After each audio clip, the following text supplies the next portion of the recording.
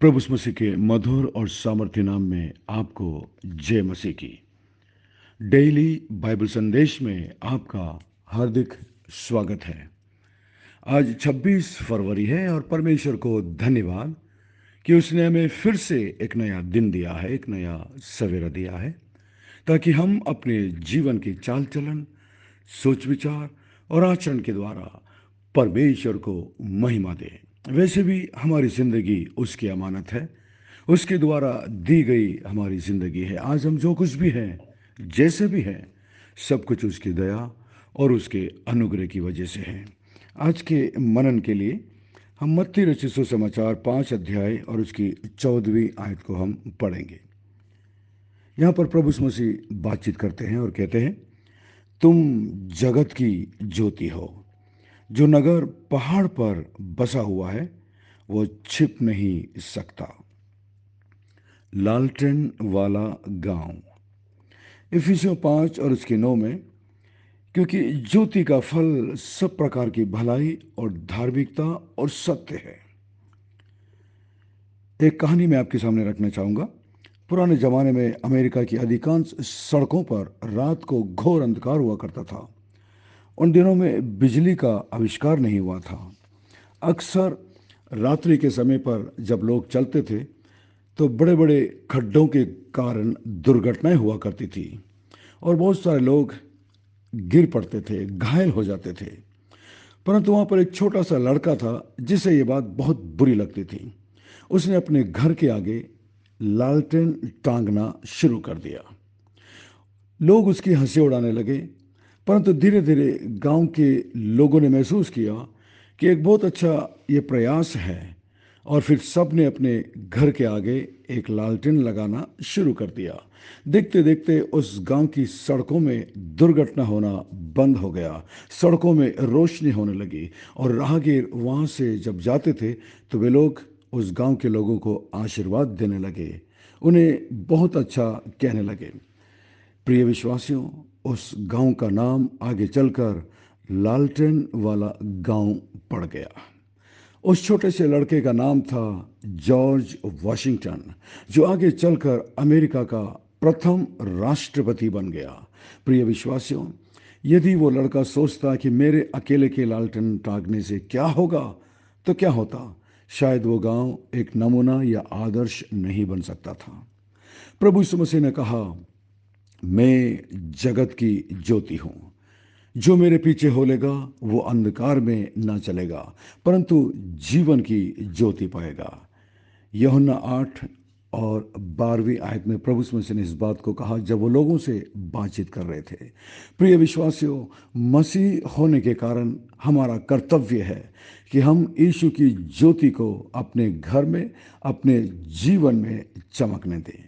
हम कभी भी ये ना सोचें कि मेरी अकेले के गवाही से क्या फ़र्क पड़ेगा। मेरे चारों तरफ तो लोग पाप में जीवन जी रहे हैं, मेरे चारों तरफ नामधारी मसीह लोग जीवन जी रहे हैं जिनकी वजह से मसीहत बदनाम हो रही है। परंतु मेरे अकेले के एक अच्छा मसीह बनने से क्या हो सकता है, क्या फ़ायदा हो सकता है। हम कभी भी ये ना सोचें मेरे अकेले के सच बोलने से, मेरे अकेले के सुसमाचार सुनाने से, मेरे अकेले के प्रभु के पीछे चलने से क्या फ़ायदा होगा, क्या फ़र्क पड़ेगा जब चारों तरफ अंधकार है, जब चारों तरफ बेईमानी है, जब चारों तरफ लोग पाप में जीवन जी रहे हैं। जरा सोचिए, हमने क्या टांग रखा है?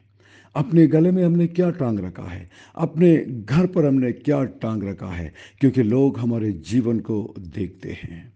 यदि हमारे घरों में, हमारे कलिसियाओं में लड़ाई है, झगड़ा है, कलह है, अब शब्दों की ध्वनि सुनाई दे रही है, गाली सुनाई दे रही है, तो हमारी क्या गवाही होगी? जरा सोचिए।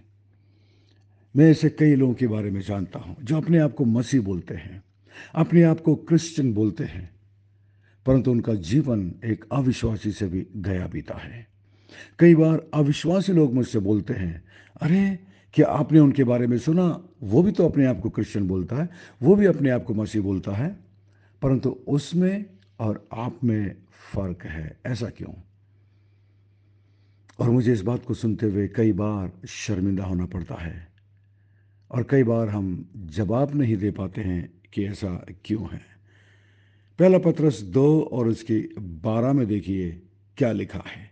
वहां पर लिखा है, अन्य जातियों में तुम्हारा चाल चलन भला हो, इसलिए कि जिन जिन बातों में वे तुम्हें कुकर्मी जानकर बदनाम करते हैं, वे तुम्हारे भले कामों को देखकर इन्हीं के कारण तुम्हारे भले कामों को देखकर इन्हीं के कारण कृपा के दिन परमेश्वर की महिमा करें।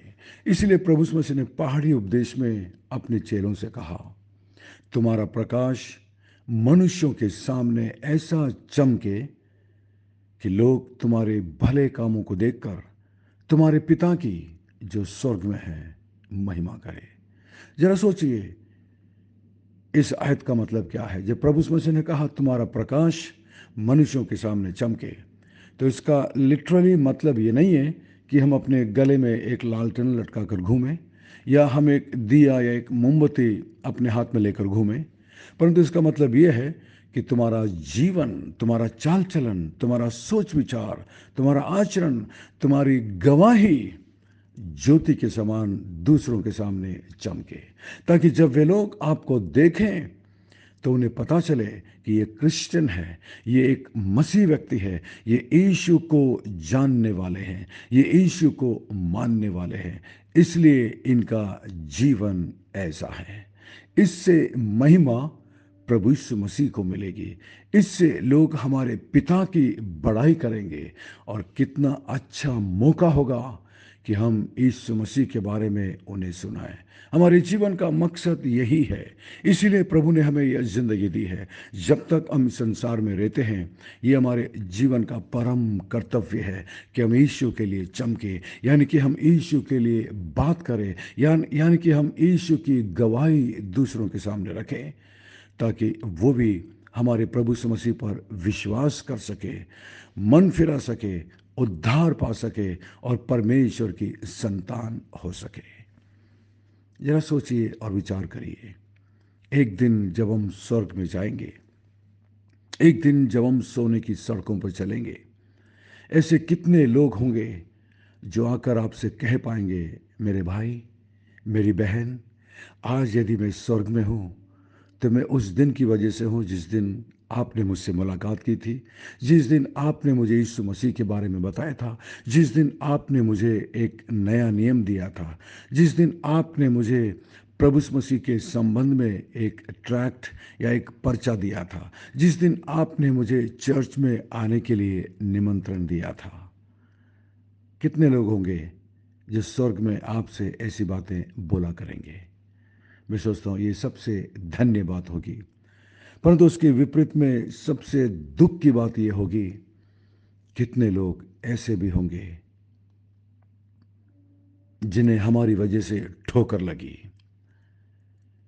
जिन्होंने हमारी वजह से प्रभु यीशु मसीह के बारे में सुनने से मना कर दिया, यानी कि वो स्वर्ग के फाटक तक आए और फिर लौट कर चले गए, क्योंकि उन्होंने किसी मसीह व्यक्ति को बीड़ी पीते हुए देखा, उन्होंने किसी मसीह व्यक्ति को गाली बकते हुए सुना, उन्होंने किसी मसीह व्यक्ति को लड़ते हुए, झगड़ते हुए, अपशब्द बोलते हुए सुना, और उन्होंने अपने मन में कहा, अरे इसमें और मुझ में क्या फर्क है, तुमसे तो अच्छा मैं हूं। और वो मुंह फेर कर हमेशा के लिए लौट कर चला गया, और आज वो व्यक्ति नरक में है।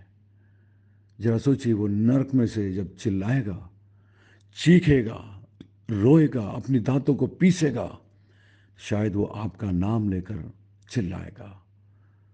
कितनी दुख की बात होगी। उस दिन शायद आपको पश्चाताप होगा, काश मैंने उसे यीशु के बारे में बताया होता, या काश मैंने उस दिन अपने जीवन को सही किया होता, काश उस दिन मैंने ऐसा व्यवहार नहीं किया होता। आपको पश्चाताप होगा, आपको दुख होगा, और शायद आपके आंखों में आंसू भी हो सकते हैं। इसलिए प्रिय विश्वासियों, अपने आप को जांच कर देखें, परख कर देखें कि हमारा जीवन यीशु के लिए चमक रहा है। मत्ती 5 और 14 दोबारा देखिए। प्रभु यीशु मसीह कहते हैं, तुम जगत की ज्योति हो। जो नगर पहाड़ पर बसा हुआ है वो छिप नहीं सकता। लालटेन वाला गांव, एक बच्चे के प्रयास से उस गांव का नाम ही लालटेन वाला गांव पड़ गया। और वो बच्चा था जॉर्ज वॉशिंगटन, जो अमेरिका का प्रथम राष्ट्रपति बना।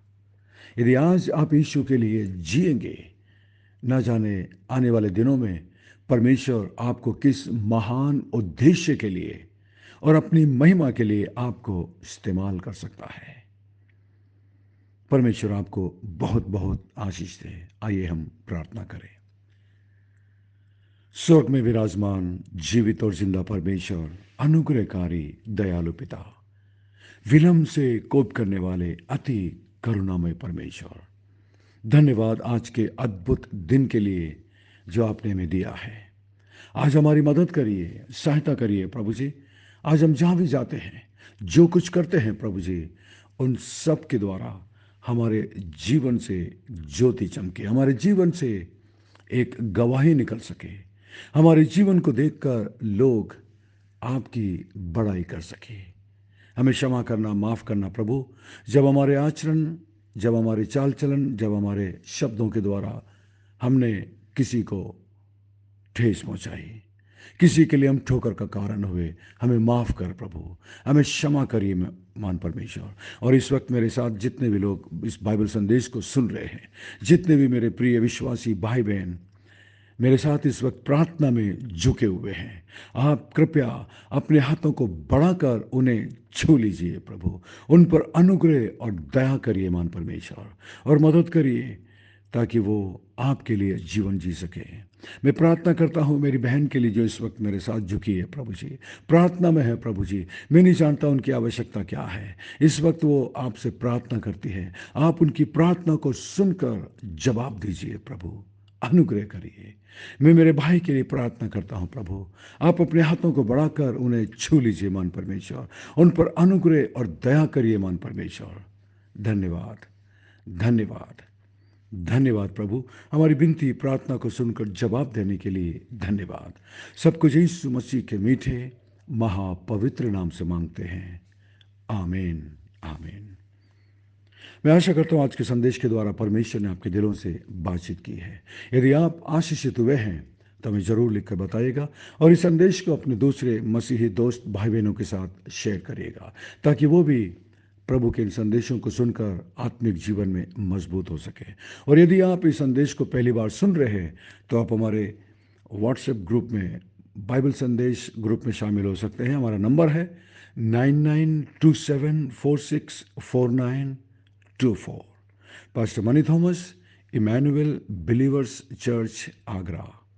हम आपसे प्रेम करते हैं, आपकी परवाह करते हैं, आपके लिए प्रार्थना करते हैं। अपने प्रार्थना निवेदन को या बाइबल में से या आज के संदेश में से कोई भी संदेह हो या सवाल हो तो हमें ज़रूर लिख भेजिएगा, हम आपके लिए प्रार्थना करेंगे। परमेश्वर आपको बहुत बहुत आशीष दे। God bless you, we love you, have a great day. अपना ख्याल रखिएगा।